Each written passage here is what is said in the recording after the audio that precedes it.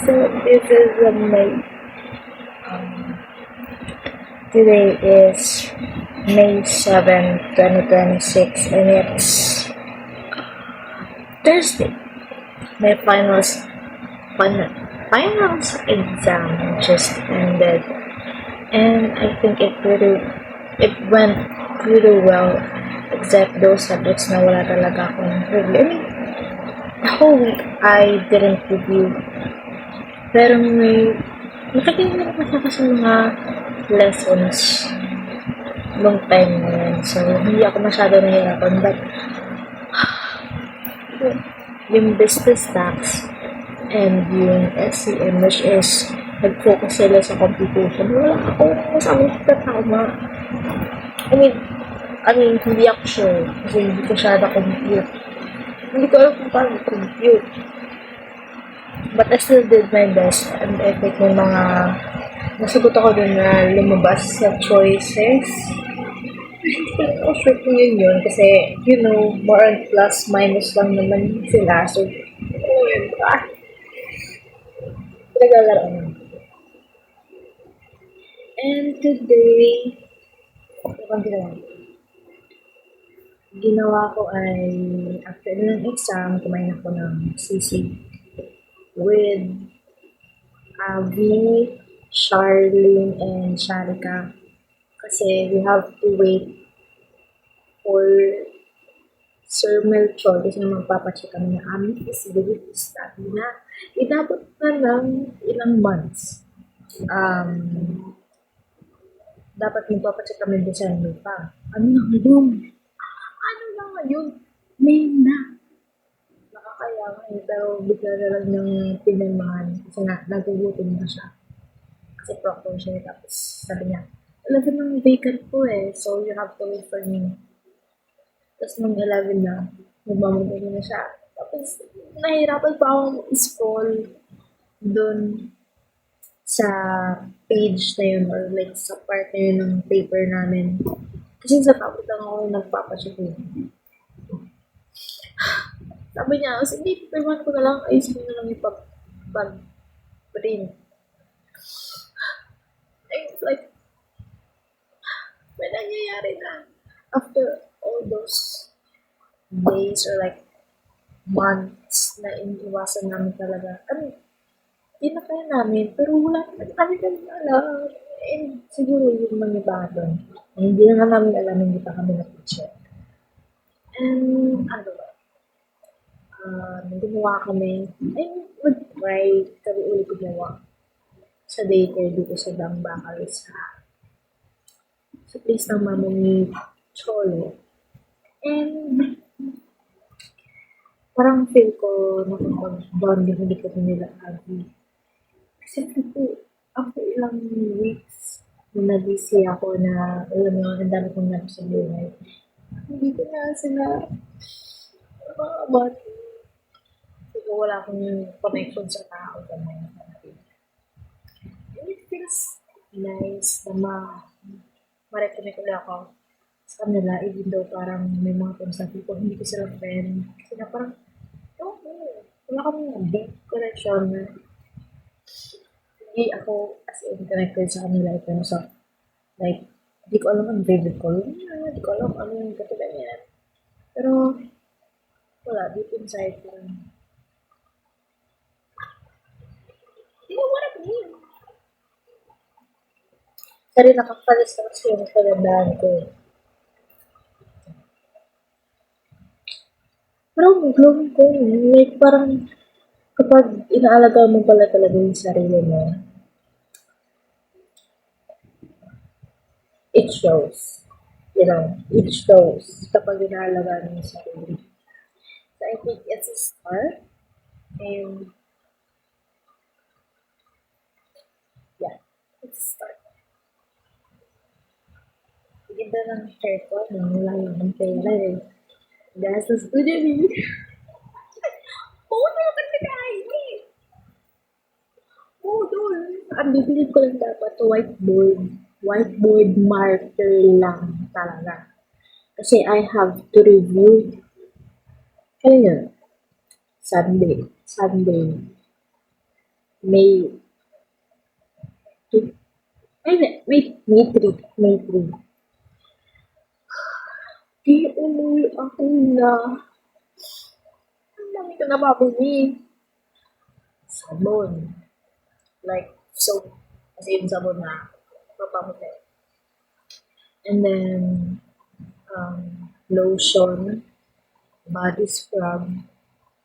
Ano yun?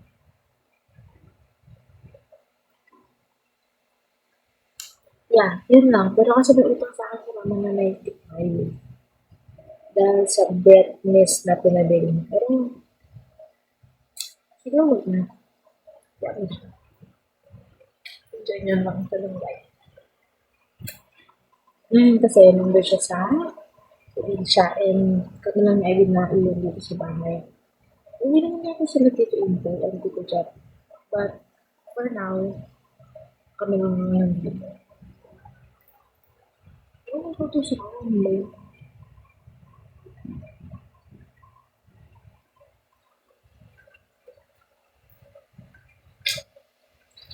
Ito talaga ang ganda-ganda mo. Ang ganda-ganda mo. Ito talaga mo kaso, ba't may pinutulong ka mata mo? Natatakot tuloy ako. Kanina kasi, nalagyan ako ng sabon yan eh. Madalas. Tapos madalas, legal ka nang nagtutuyo. Madalas, parang may nasal eh.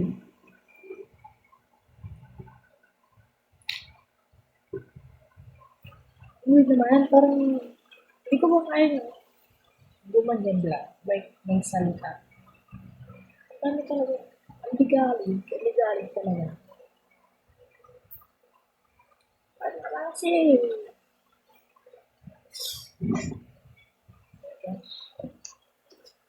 7 minutes na. I still have like 3 minutes to talk about myself. Kasi ibang pot ako tubig. 10 minutes per day, I have to, you know, talk update about myself. Have to document this and kahit hindi ko na i-edit eh. It's ko pa lang. Kahit i-post ko na lang eh. Post ko na agad sa YouTube. Kasi, actually, alam mo ba, mahilig ako magkalkal ng, ano eh, ng past. Uy, hindi yung past na, ano eh. Yung past na parang gusto ko malaman, ano ako, nung taon na ganito. Tapos na-realize ko, dati, mahilig ako sa ganun. Like, mahilig ko mag-document, mag-picture, mag-video. Kaso umabot sa time kasi na naalala ko yung cellphone ko, 16 lang, yung Samsung J7 Core. Hanggang 16 gig lang kasi yun. Tapos may laro pa ako na LL, may laro pa ako na natuloy, Messenger, Facebook. So, kailangan kong palagi mag-delete. Dati, mahilig pa ako mag-post sa Facebook.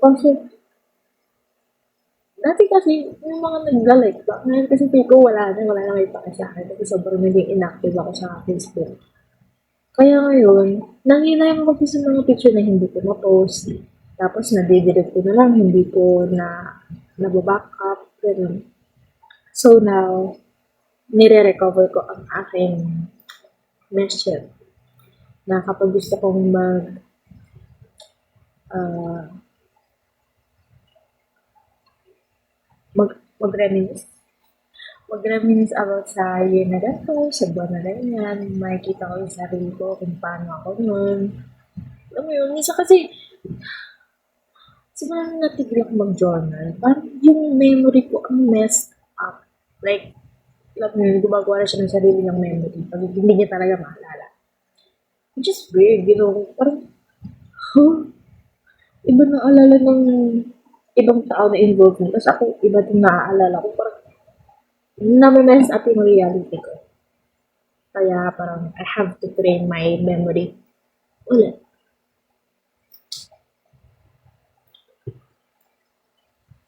Um, siguro, may mga hindi ako babanggitin about sa akin. Ganun.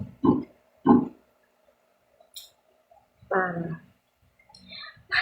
mag-isip ka kung ano pa ba yung nangyari sa araw mo ngayon.